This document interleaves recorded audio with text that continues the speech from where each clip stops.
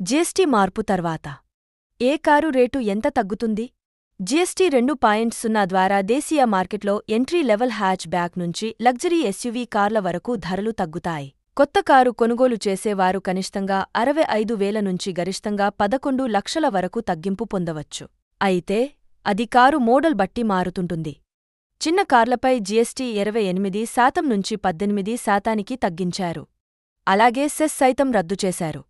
1200 CC వరకు engine సామర్థ్యంతో పెట్రోలి engine ఉండి 4 మీటర్ల కంటే తక్కువ పొడవు ఉన్నవి, 1500 సీసీ వరకు డీజిల్ వాహనాలకు 18% జీఎస్టీ వర్తిస్తుంది.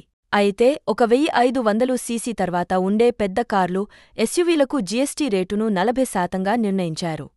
మహీంద్రా కార్లపై 1.56 లక్షల వరకు తగ్గగా, టాటా మోటార్స్ కార్లపై 1,45,000 రూపాయలు వరకు తగ్గనున్నాయి.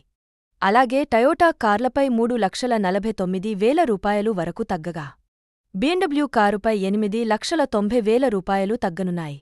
ఇక హ్యుందాయ్ కార్లపై 2.40 లక్షలు భారీగా తగ్గనున్నాయి.